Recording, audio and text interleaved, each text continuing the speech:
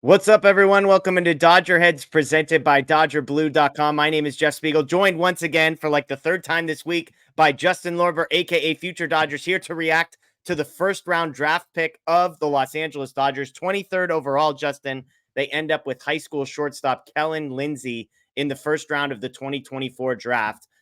Just give me your immediate reaction to seeing the reports that this is who the Dodgers were selecting. Immediate reaction is I don't know exactly which outlets, but a lot of outlets had this pegged, especially the last few weeks, the last couple of days, in some of these mocks. He was a name who, if he wasn't mocked as the pick, a lot of times he was in this description as this is another guy they're looking at. So the links were here. Links were here to Theo Gillen, who went to the Rays 5 picks before. So the public sense that the Dodgers were in on a prep hitter like Kellen Lindsay was accurate. We're going to get into maybe some of the other guys they didn't pick. Let's focus on Lindsay at least to start. He was the 29th ranked prospect according to MLB's rankings during the show. If you look around, ESPN had him 30th, CBS 26th, Perfect Game 40th, Yahoo had him 38th. So everybody had him in that 25 to 40 range, it seemed like. The general scouting report, I believe on the broadcast, they said he's the best defensive shortstop that was drafted. He's the fastest player in the draft as well. And kind of the intriguing piece about him, it seems like, Justin, and just doing a little bit of research, is that this is a guy that absolutely exploded up the rankings within the last few months. I think it was Joe Doyle, who we've had on the show. He tweeted out in March that this is a guy who moved 270 spots up his board in March. Other places maybe had him as a 4th or 5th rounder that was seemingly clearly a first round pick by the time the draft ended up happening. So what is it about Lindsay's game that maybe the Dodgers were attracted to? Yeah, he was a big riser, and I think you have to start with the athleticism. He was a high school quarterback, dual sport athlete. So you get a guy who's going to focus on baseball. I think they said on the broadcast and ESPN broadcast, I don't know exactly, the MLB broadcast mentioned this, but they mentioned some of the athletic testing, some of the stuff that you might not catch from the eye test. He scores really well on. And this is an athletic guy who can play shortstop, who offensively took kind of a jump in the spring. Definitely a guy to dream on. The comp that I've seen multiple times, which is a little unfair to him, is Trey Turner. Yeah. Because the body type and like the kind of archetype of player, the 100th percentile outcome, perfect world is someone like that. If you think about the type of player, it's like a Trey Turner if everything works out perfectly. But shouldn't be held to that because that's kind of an unfair standard. Yeah, I heard Harold Reynolds mention that on the broadcast. I was like, holy crap. But then when I was doing some digging after he was picked, Reynolds was not the only guy. I think, and I'm sure some of it is a little bit of an echo chamber where people are hearing the comp and just reusing it. But I saw it in 3 or 4 different places. So to your point, that's the best case scenario for this guy. The thing that's intriguing to me, just again in reading, is this a guy who hasn't basically ever played baseball full time. He was the high school quarterback at his high school, as you mentioned, in Florida, where high school football is a massively big deal. So the fact that he's performed, he has the raw athleticism, he has the traits and the skills already, you feel like you can project a little like, man, what does this look like if he's just devoting all of his time and energy into being a baseball player rather than sort of a baseball player and a football player? So big picture, Justin, before we move on to some of the other guys available, just Kellen Lindsay, the pick itself. Do you like this pick for the Dodgers? I don't know if I love it. I don't dislike it. There are typically guys that I would have taken over him. There's also a numerous number of reasons for why I'm not an MLB scouting director. So I had guys who I would have taken higher, probably 5 or 10 other guys who I would have taken in front of Lindsay here. I will note I was doing some looking at past bid boards after the pick. I had him at 12th on my Dodger-centric bid boards. That's not like 12th of all the players in the draft, but like 12th of players kind of in this range who, might be available at pick 23. You go back 4 years ago, I had Bobby Miller 12th on my Dodger-centric bid board the year he was drafted.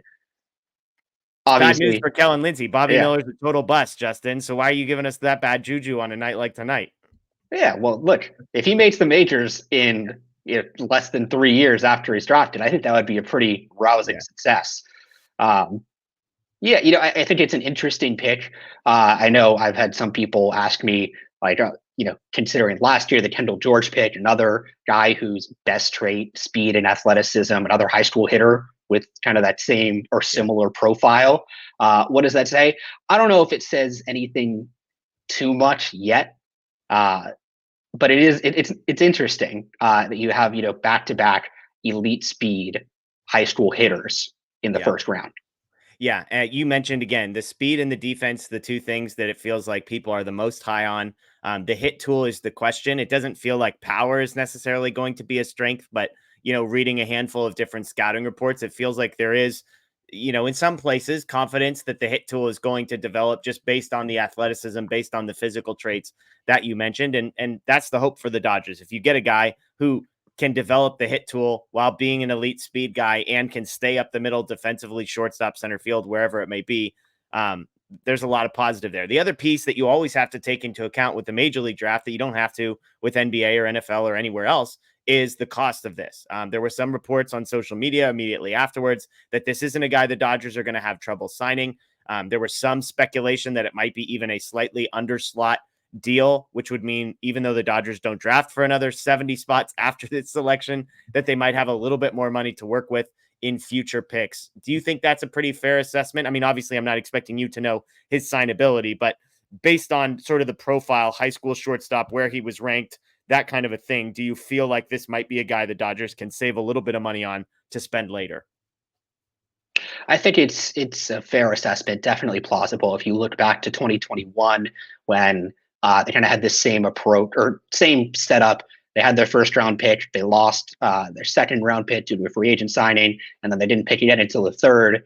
There too, they took Maddox Bruns, who based on some of the public rankings at the time, was ranked a little bit lower than the actual pick. They selected him at pick 29, went under slot with him to go over slot later, particularly in the third round with Peter Hubeck.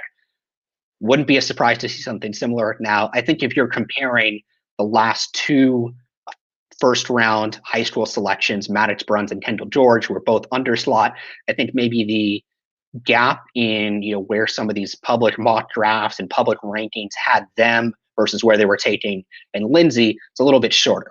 I think Yeah. Lindsay was much more likely to go in this either end of the first round, late 20s, or somewhere in this compensation round range in the 30s.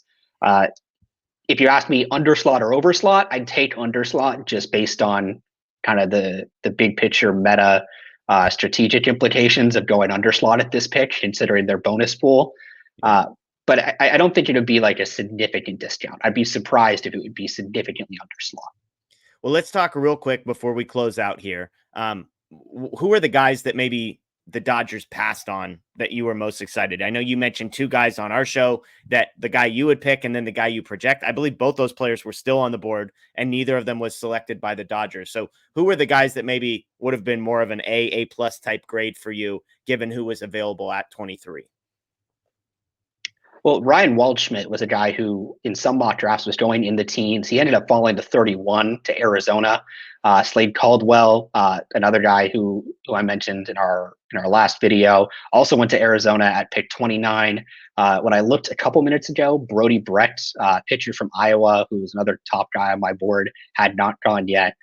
Cam Caminiti, who went one pick after the Dodgers pick to the Braves, another very highly touted high school player. Now, I think when you're talking about some of these prep players, there's not a huge difference.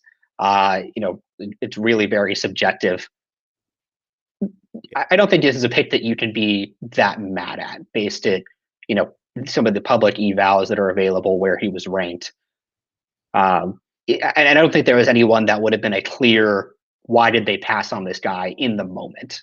Yeah. Just, different subjective opinions.